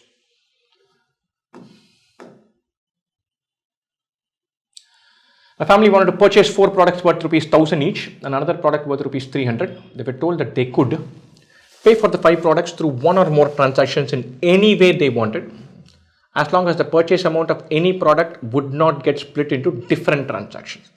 Buy a 1000 rupee product. You can say, look, I'll bill it with coupon A or coupon B or C or D or E. You cannot say, I'll take 200 bucks for E, 600 bucks for C. That's not possible. I mean, 200, 200, 600. That's not possible. You cannot split across. The 1000 buck product has to be the 1000 buck product. You cannot partition it into different things. And so you can get a maximum of 5 coupons here. Use the same discount coupon repeatedly for separate transactions if they opt for more than one transaction. That is fine. So if you are buying not at, you can club, you can say I'm buying a 2000 rupee product and get this coupon and get that discount. Nice, all done. 2000 rupee product will get 300 bucks off. Nice, good deal. But whether you want to do that, that's left to you. But you can have only one transaction and get a good deal with that. Right? Nice. Okay. Use the same discount coupon repeatedly. I'm going to say for the 300 buck product, the best coupon is E. So E could be applied for the 300 buck product. The 1000 buck product, this is ruled out. 1000 buck, you'll get 150 bucks here. You'll get 100 here. This is ruled out. D is useless. So I'm not using D anywhere. B is better than C. B will give us 150 bucks for product. If I double it and take it 2000 rupee product, put two of them together, I'll still get the same 300. I put a 2000 rupee product, bill it here, I'll get only 250. 300 is better. Might as well do 1000. For the 300 wala, get this 50 bucks. For 300, this is better. This is the best deal. 150 into 4, 600 plus 50, 650 we can go to, which is nice, except we've been told that any product would not get split to one or more transactions. We can club products. I'm buying 4 things for 1000 and 1 for 300. I want to know if I can buy a bunch of 1000 and 300 together and get this guy interested. So put 1300 here, ignore E, and put 1000 into 3 here. For 1300 fellow will get 250. 150 into 3, 450, adding up to 700. In the previous combo, we got 150 into 4, 600, plus 50, 650. Here we're getting 700 bucks off for the same combination. This is what we should go for. 1000 buck item and the 300 buck item go under A. Other 3000 buck items go under B. 150 into 3 plus 250, 700 rupees off. That's the best scenario. We're not touching C. We're not touching D. It looked like B and D is a good combo. A and B is a better combo. And the maximum discount we can get is 700. A store offers a choice of 5 different discount coupons to its customers, described as follows. And so, coupon A, flat discount of 250 on a minimum spend of 1200 in one transaction. And so this reminds me of some gift coupon I won. They gave me coupons of some 100 bucks per transaction on a minimum spend of 500, but 10 such coupons. They made it very clear that the minimum spend of 500 should have been, after I went to the store, minimum spend of 500 should be in some specific categories, and the coupons could not be banked on the same day. I tried and then I said, look, you can have all of this, you take this and shove it, I'm never coming to your shop again. And so, annoying coupon system. You give a coupon, you give it off, be done with it. Don't say you should come on every Thursday and buy only one pair of socks, but one half you will get this Thursday, another half I'll get next Thursday. Pain in the neck. Fine. Anyway, I'm ranting. We go back to this. Flat discount of 250, minimum spend of 1200. 15% discount on a minimum spend of 500 in one transaction, up to a maximum discount of 300. Or you could buy for 2000 rupees and get 300 rupees off, but not more than 300 rupees off. Like one of those Swiggy, Zomato thingies. A flat discount of 100 on a minimum spend of 600. A 10% discount on a minimum spend of 250 in one transaction, up to a maximum discount of 100.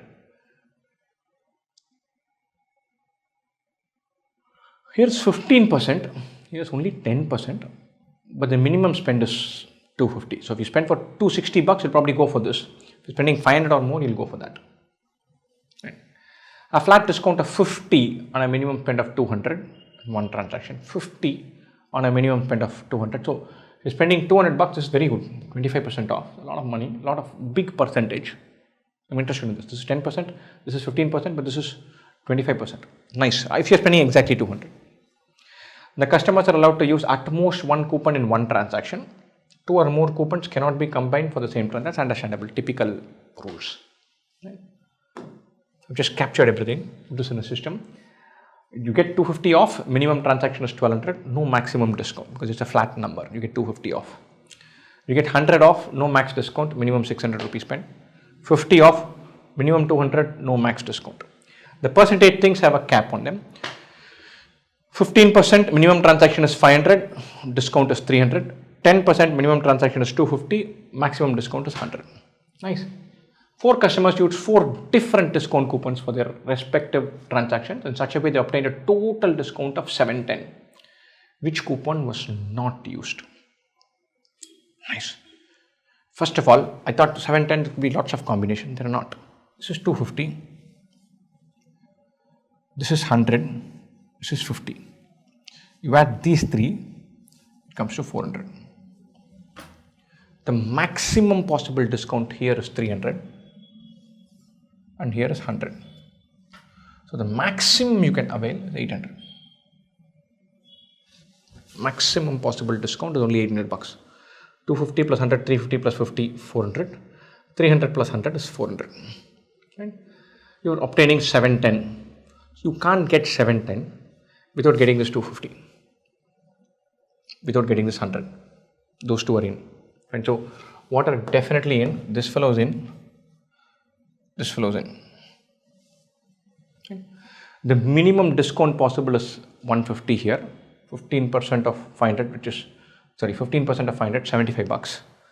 So that is possible. Can we do without doing this? Can we do with the remaining? Let's say we take these 3, 250 plus 100, 350 plus 50, 400.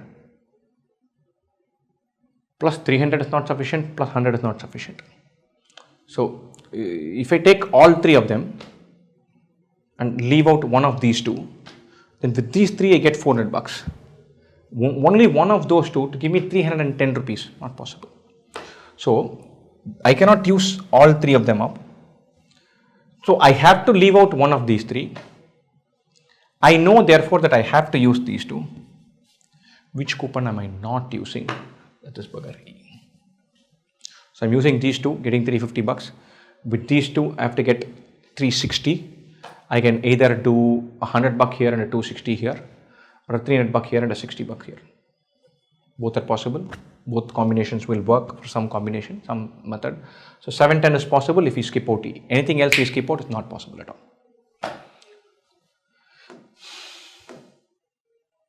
Four customers used 4 different discount coupons for their respective transaction in such a way that nobody used any discount coupon suboptimally. Nice.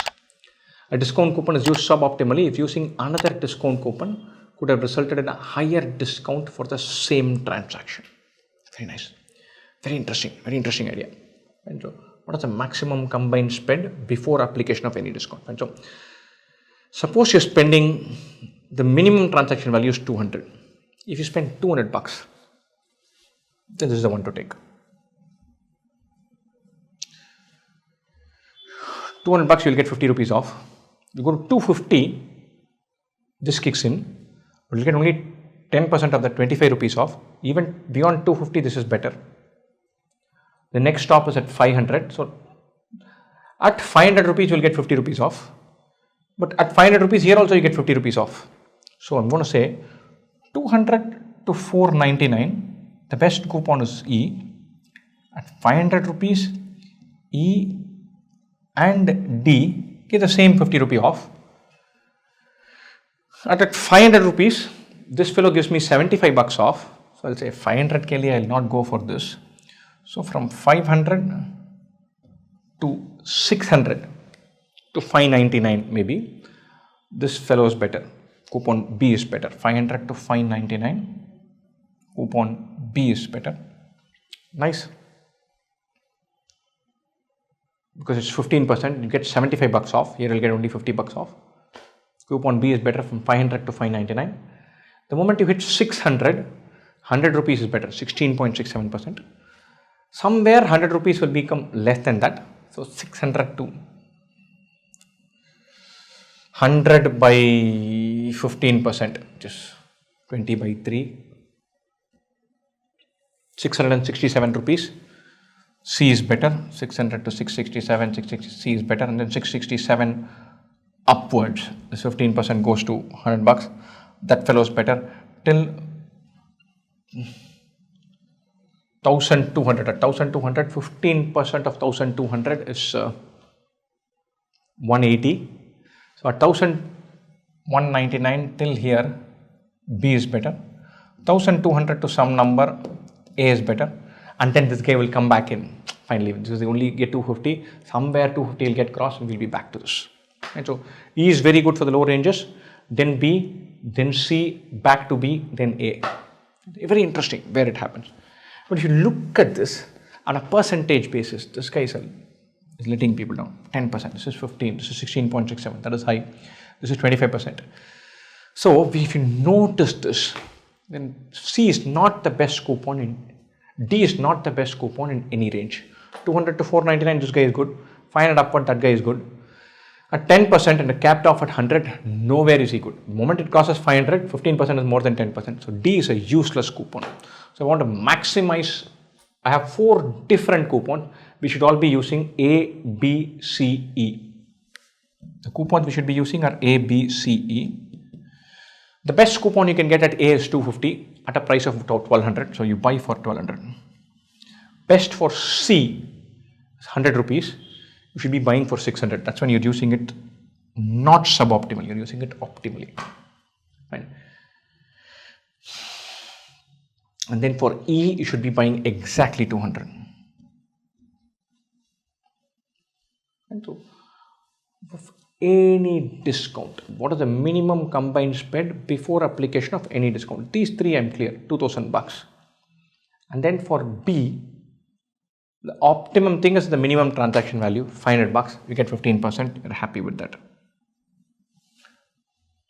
You're using it optimally, the best case scenario, because the others, you're getting a juicier discount than this 15%. And so this is 25%. This is 16.67%. This is also a good percent. So at 500, you say enough of that. So your total purchase should have been 1200, 500, 600, 200. These 3 add up 2000 plus 500, 2500. I was a little concerned about this question. I said, look, B, you get 15% off. You're using it. But whether you buy for 500 or 550 or 600, it's 15% off. I'm not using it suboptimally. I'm still optimally using it. If I buy for 600, still B is the best coupon. And you're optimally using it. You're not suboptimal in your algorithm. But at 500 is the best. Beyond that, even though this stays at 15%, your overall percentage discount will come down because these are all juicier than 15%. And so 2500 is the purchase.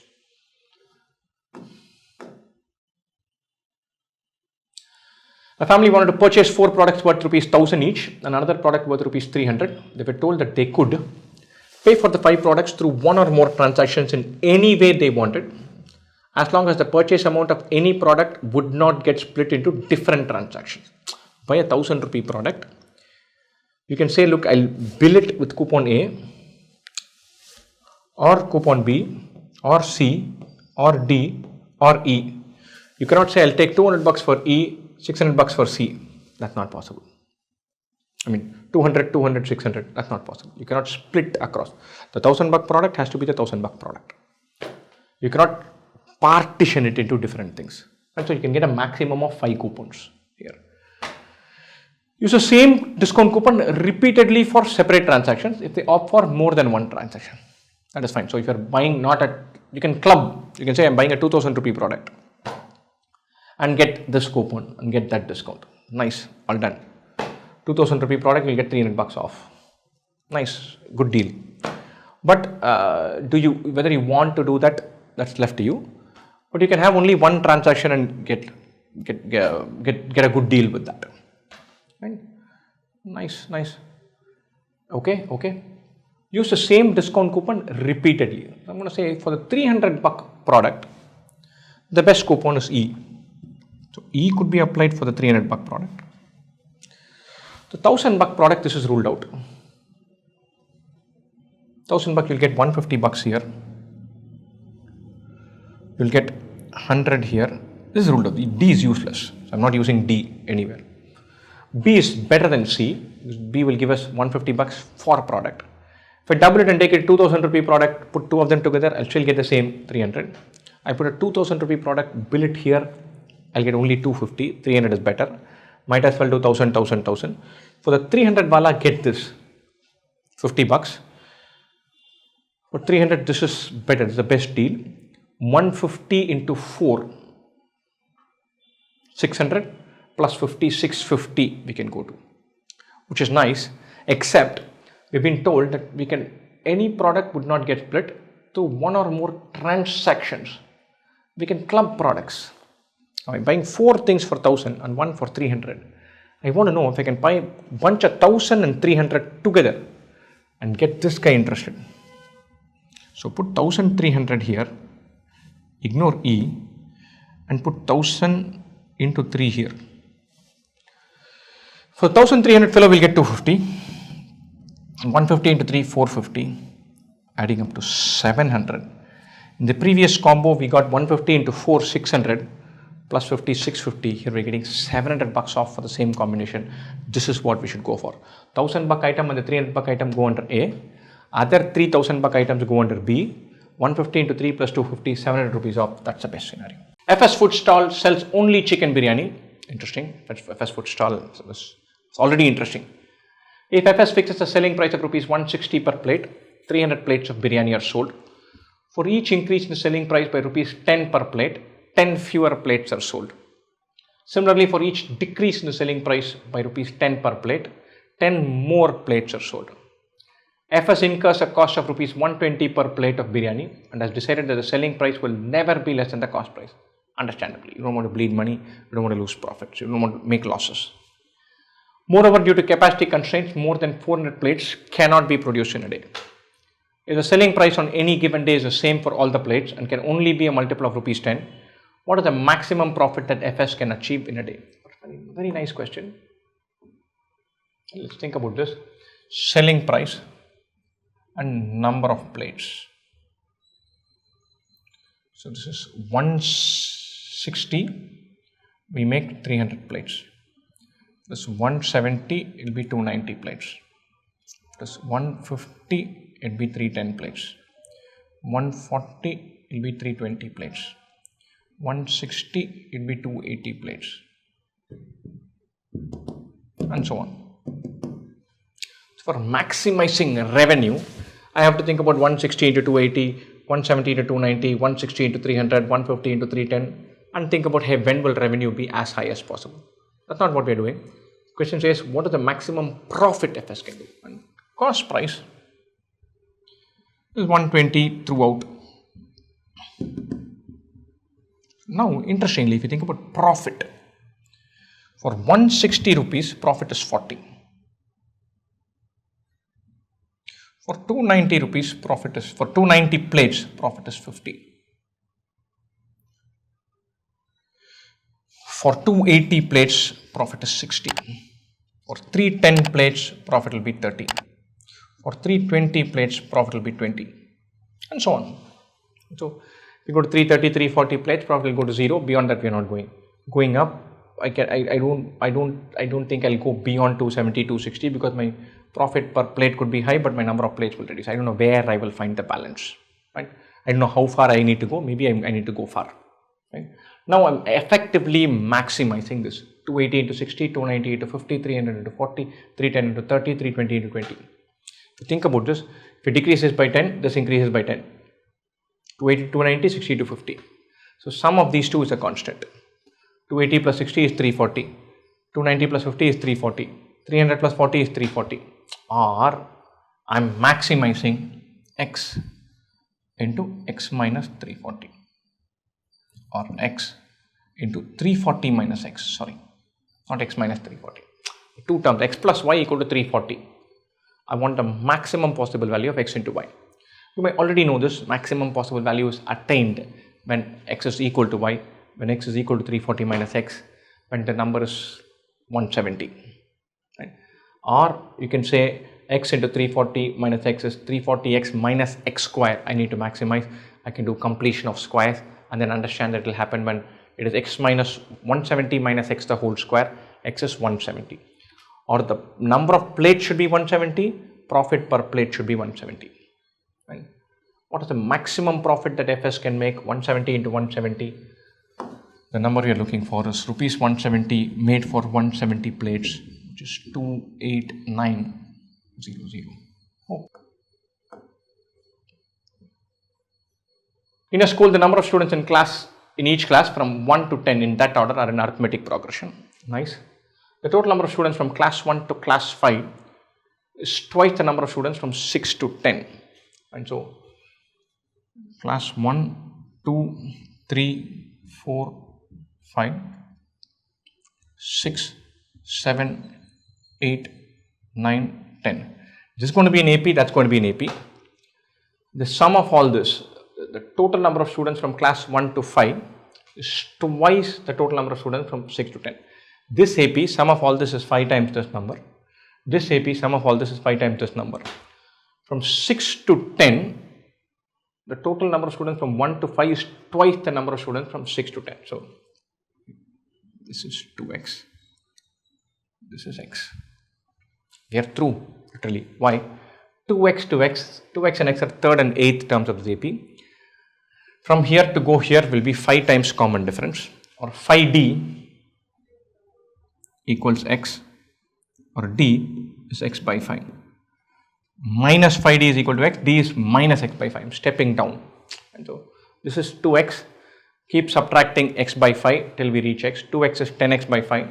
So this is 9x by 5, 8x by 5, 7x by 5, 6x by 5. This will be 4x by 5, 3x by 5, 11x by 5, 12x by 5.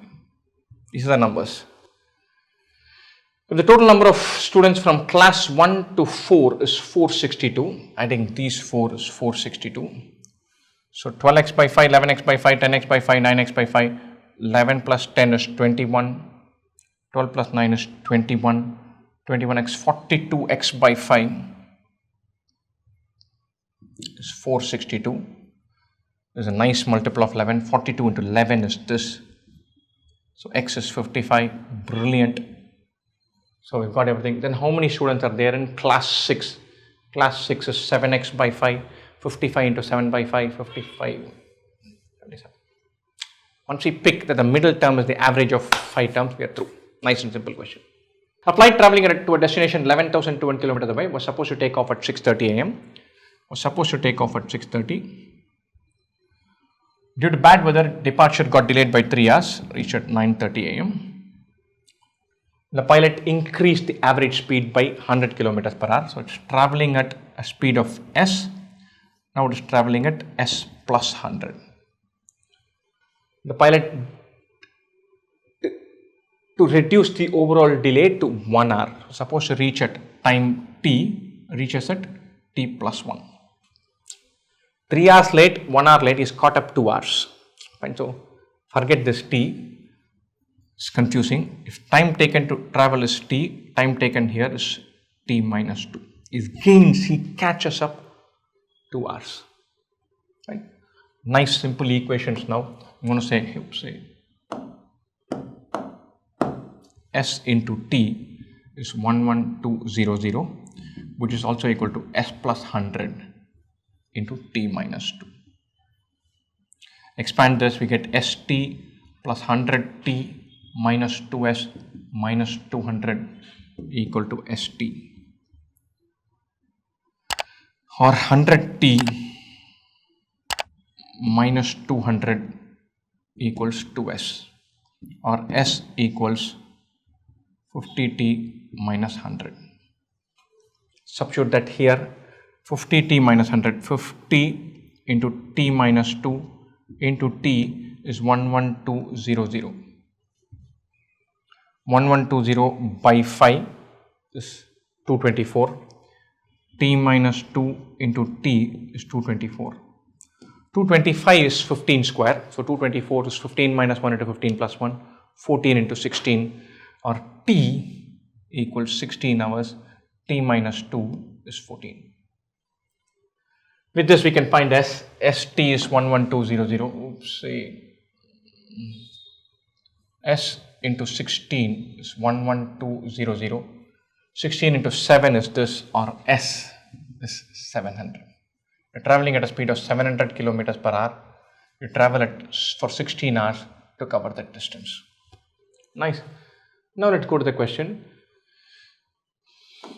This had the pilot increased the average speed by 350 kilometers per hour from the initial planned average speed, when would the flight have reached its destination? Nice. So instead of traveling at 700, it travels at 1050. This is 2:3. Time taken should become 16 into 2 by 3 hours. 32 by 3 hours or 10 2 by 3 hours. He starts at 9:30 a.m. At 12 hours to it will take us to 9:30. 10 hours will take it to 7:30. 7:30 plus 40 minutes, or we're looking at 8:10 p.m. 10 2 by 3 hours. Hopefully 8:10 p.m. is among our choices. It is there, and that's our right.